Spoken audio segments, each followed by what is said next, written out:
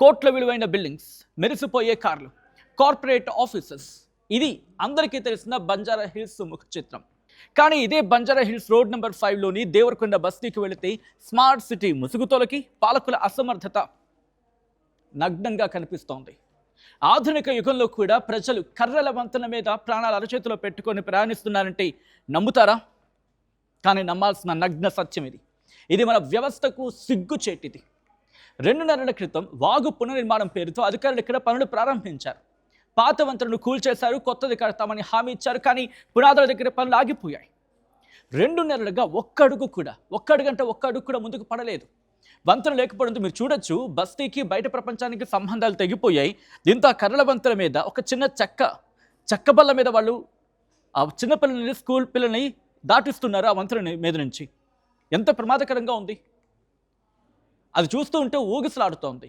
ఆ టెంపరరీ కర్రల వంతెన, దీని మీద నుంచి పెద్దవాళ్ళు అంటే వృద్ధులు వెళ్తూ ఉన్నారు, గర్భిణీలు వెళ్తూ ఉన్నారు, స్కూల్ పిల్లలు వెళ్తూ ఉన్నారు. ఇలాంటి వాళ్ళందరూ ప్రయాణిస్తూ ఉన్నారు. ఇది చూస్తూ ఉంటే భయం పుడుతోంది. ఇది పిల్లలు స్కూల్కి వెళ్ళాలన్నా, ఎవరైనా పేషెంట్స్ హాస్పిటల్కి వెళ్ళాలన్నా ఈ కాలువే దిక్కు వాళ్ళకి. ఒక చిన్నపాటి వర్షం పడింది అనుకోండి, ఇంకేముంది, ఒక వాగులా ప్రవహిస్తూ ఉంటుంది. అదిగో ఈ చిన్న కాలువ, దానికి ఆ ఉధృతికి ఏమవుతుంది, కర్రలు కొట్టుకుపోతాయి. పొరపాటున ఎవరైనా కాలు జారారనుకోండి, కాలు జారితే చాలు ఆ మురికి నీటి వాగులో ప్రాణాలు పోవడం ఖాయం. ఊరుకుంటారా? ఒకటే అంటున్నారా బస్తీవాసులు, తమ పేషెన్స్ని ఇక చెక్ చేయకండి, వాళ్ళ సహనాన్ని పరీక్షించకండి అంటూ దేవరకొండ బస్తీవాసులు హెచ్చరిస్తూ ఉన్నారు.